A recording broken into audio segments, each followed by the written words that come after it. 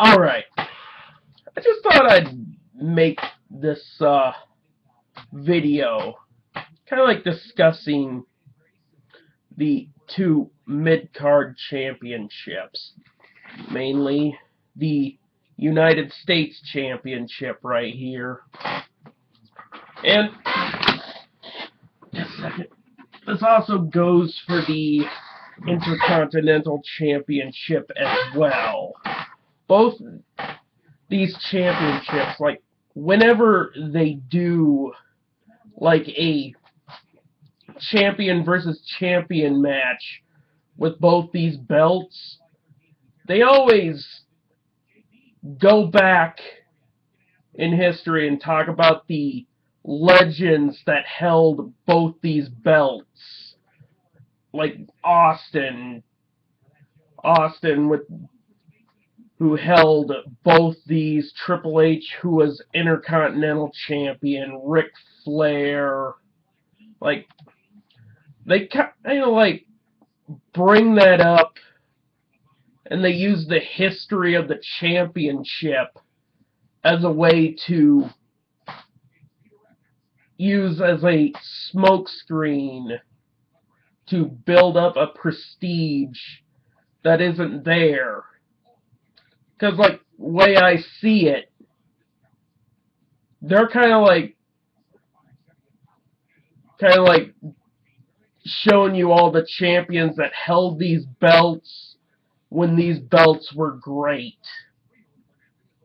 Because, like, with this belt, they may, like, put it on any mid-card, anybody who's in the mid-card. Because, like, when Dean Ambrose won this, he basically had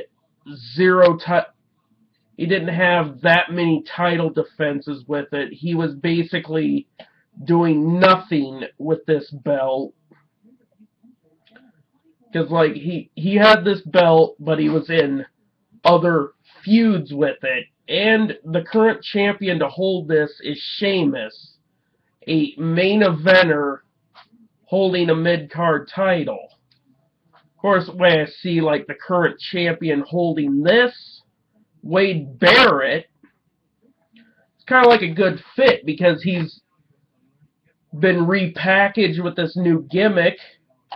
This can pretty much get him back up into that main event status. But the way they're bringing up the old champions, they're just masking a fake prestige. And the reason how they can bring the prestige of both these belts back up, put them on people that we want to fucking see. They really kind of degraded the prestige by putting these belts on anybody in the mid-card. But just my opinion on the belts, like, they're bringing up the history and who held these belts and using that to build the prestige, but that kind of makes you remember how great these two belts used to be. And it doesn't count on how great these belts are, because this is currently on one of Triple H's buddies, who pretty much is a bona fide main eventer, no offense to anybody who hates Sheamus, but he's been world champion. He's been WWE champion. He's not a guy who needs this belt to build his career. His career's already built. All I say is, like, Wade Barrett would need this more. And plus, another way to build up prestige is to unify both of these into one.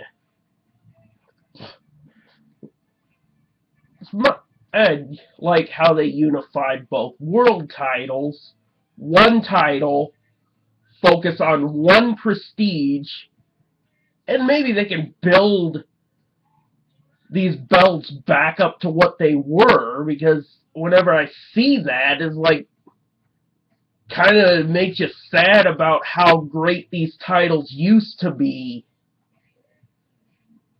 and to look at them now, it's like they don't give a fuck.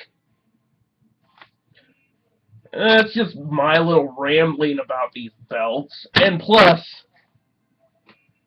when I bought this belt yesterday, take a look at the back of this package.